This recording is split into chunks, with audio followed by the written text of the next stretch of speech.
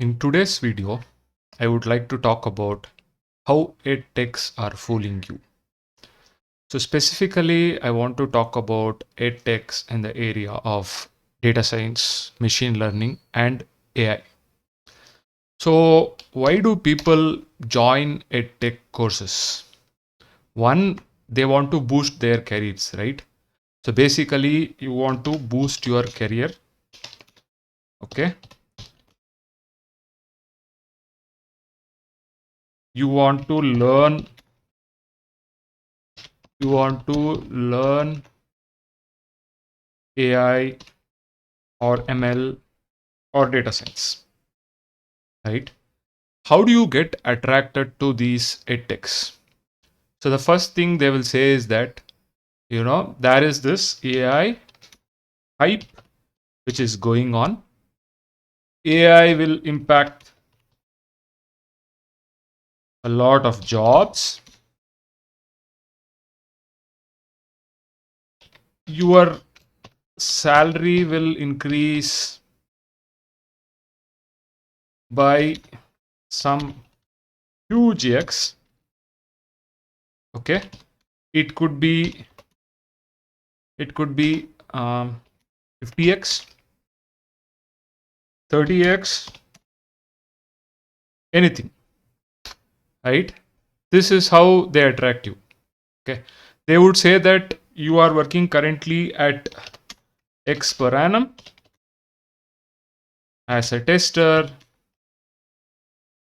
as a fresher, okay, as a test, as a, okay, let me put it as a software engineer, or, you know, um, it could be a software engineer, you could be anything else, you could be a quality analyst, you could be, somebody who's doing testing. But this is how they attract you, right? They say that you will get this kind of a salary, okay? And then they might have some examples also. Okay, example of few people who would have got such salary hikes. Okay, and they might also bring in people from companies like Mang, okay, which is your Microsoft, Amazon, Apple, Netflix, Google. And these people will actually say that, yeah, look, I am on this platform, I would teach these things, or let come to attend a session of this particular platform where I'm giving a free session on a certain topic. So you are attracted by all these things, and you feel that, okay, if I do this course from edtech, this particular edtech company, or for that matter, there are various edtech companies, I will also get into such a job, right? And I can also grow my career. Nothing wrong in that. Okay, nothing wrong in feeling that, because that's the kind of impression these edtech companies give you. Okay, it need not be edtech companies, it could be small creators as well, right? And these courses may not run in X lakhs, but they can also be X thousands, even XX rupees. Okay. So there are courses which talks, there are people who talk about, okay, come and attend a course in XX rupees and you will learn everything about ChatGPT. You would have seen that ad also. Okay. Now, who are these courses for? If you ask me, everything is available for free on the internet. Okay. So why do these courses come into picture? Okay. Some of these edtech comes into picture because they say that they will give you a placement guarantee, right? Or they might, give assisted placement, right? So you are attracted by that, right? Some of these edtechs also partner with, foreign universities, right? So you get a university degree, okay, right? Which is very valuable. You get a master's from some foreign university, okay? So these are the things. So if you are kind of the person who cannot self learn, okay, who would need mentoring, or say who would need a peer group, right? If you are, or who would need to keep himself or herself accountable. Okay, by paying so much money, you consider yourself to be accountable that I will learn something, right? For such kind of people, I say edtechs are good. Okay, right? Because not everybody is capable of self learning. Okay, but if you are kind of the category of, say, self learning person, right, then you have so many free resources available. Okay, like you have StartQuest, which is a YouTube channel from Josh Starmer, who talks about machine learning concepts, who teaches it in a very intuitive way, data science concepts, AI, and other things. You have 3Blue 1Brown, who talk about a lot of these deep learning and other mathematical concepts of machine learning in a very intuitive way. You can make notes out of it and you can learn. You can learn from Kaggle, right? Kaggle provides you with your, what do you call, environment for you to practice your machine learning problems. It has forums where you can ask people questions, right?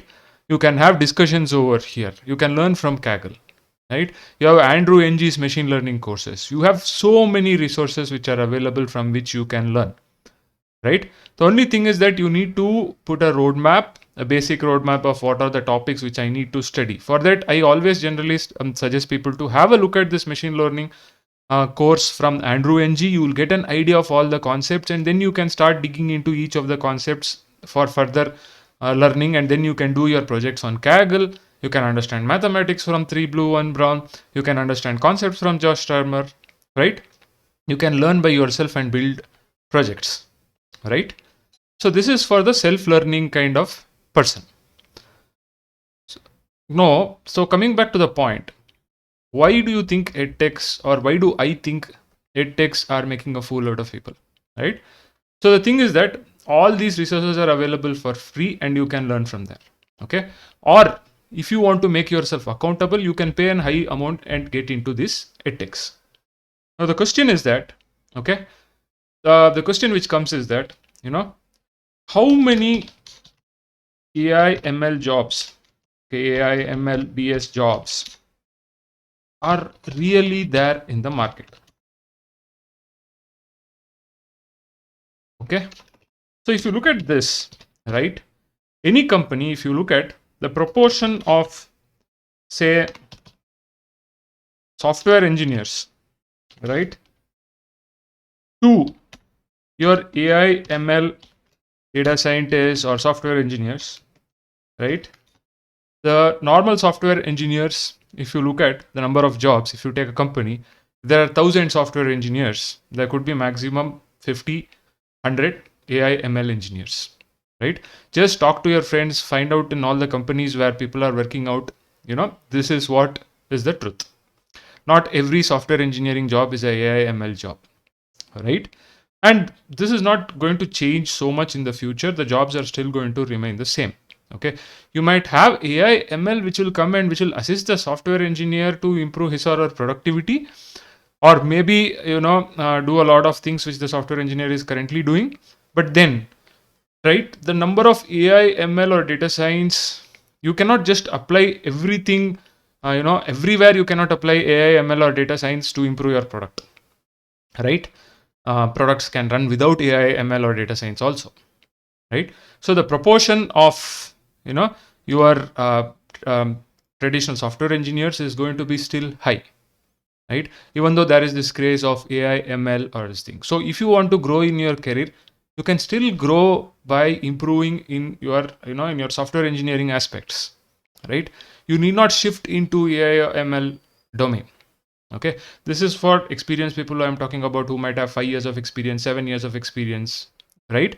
The more experienced you are, the more difficult it becomes to shift into AI or ML domain. You are better off, with your domain knowledge and trying to apply AML concepts over there instead of shifting purely into AML domains.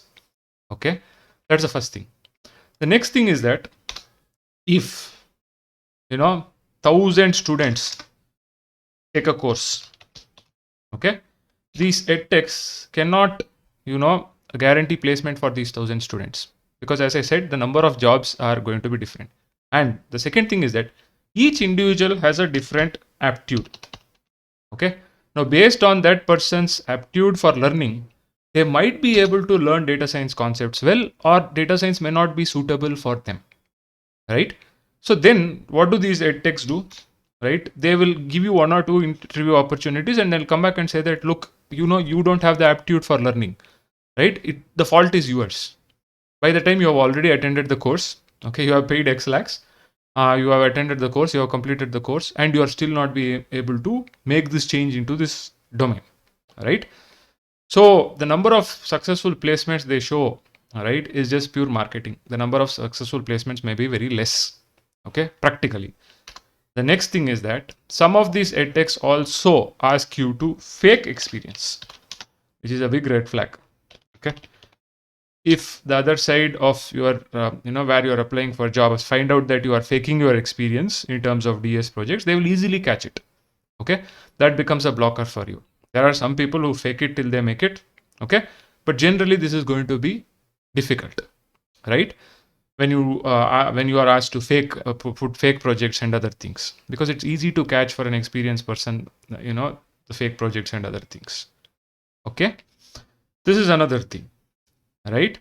And if you look at the first thing which I talked about was the number of jobs itself is less, okay? Not everybody can get placed. If you don't get placed, they put it back on you, saying that you don't have the aptitude or you couldn't make it, okay? Which is the same as you joining a college and you are not able to crack jobs, okay? But here you have actually paid a good amount when you can learn the same thing for free, okay? You can also learn the same thing from some experienced people who are already doing good, good courses, which are relatively cheaper, maybe available on Udemy. Maybe they have a YouTube channel and they do a small cohort course. You can learn from them in lesser cost as well, right? So it is actually dependent on you as a person to decide whether, you want to join a course, okay? Don't fall for the marketing hype, right? From edtechs or even course creators, don't fall for the marketing hype. Do some research. Think whether you want to really get into this domain, right? This AI domain is very vast. Okay, you have math in it, you have statistics in it, right? You have, you have software engineering also. You need to know these days, right? A lot of software engineering concepts as well. You have these ML algorithms. The depth of this particular field is really huge. The breadth is also huge. Okay, both ways it is huge. So this field may not be for everybody. Okay, it might sound demotivating, but the honest truth is that this field may not be for everybody, right? Not everybody can become a top class software engineer or a top class data scientist. If I say this, people will come back and say me that, okay, you are demotivating others. It's not demotivation. It is just the truth that, if you can have the willpower and everything else, but still certain fields are going to be difficult to learn. Certain things are going to be difficult to learn. And then applying for a job and other thing comes with a lot of other parameters, including luck. Okay. The kind of references you have, right? You might have a top class profile, you might have top class projects, but then if you don't have the right references, probably you will not get that opportunity. So that is the way things work in the real world. Okay. So considering all these things, I would suggest people who are looking into, learning a courses from an edtech, okay, to really think about all these aspects before you make a decision on joining an, edtech course, right? Because at some later point of time, you should not have the regret that, oh, I've invested this much money into this edtech course, it's not giving me any results. Okay, so think about these things before you take a course with an edtech, or for that matter, any course where you are paying some money. Because in this world, in 2024, you have all the resources available for free. It is just a matter of discipline and self-learning which you need to do. Okay. Now there is an important question which comes at some point of time from many people to me that, I did self-learning. But then what about when I get stuck on certain topics? What do I do if I get stuck on certain topics? My suggestion again would be is to join forums like Kaggle, where you have these discussions. You have, Reddit forums, for machine learning. You have, Stack Exchange for machine learning. Put your questions over there. There would be somebody out there who will help you out. Or reach out to people on LinkedIn, reach out to people who have worked in these areas. there are still many people who would like to provide you free service, or then there are people who also provide you, paid services, right? You can get mentorship like that, and you can still learn by yourself. You can build contacts, real world contacts, and you can still crack AI and ML jobs. It need not be always through some high paid courses. So this was a video which I wanted to make from some time, because I've been getting queries from a lot of people on these ed techs. Some people are they regret that they have joined this course and know what to do. Some people are like, should I join these courses? So I hope that my experience is useful for you. If you like the video, please like, share, subscribe to the channel. See you in another video.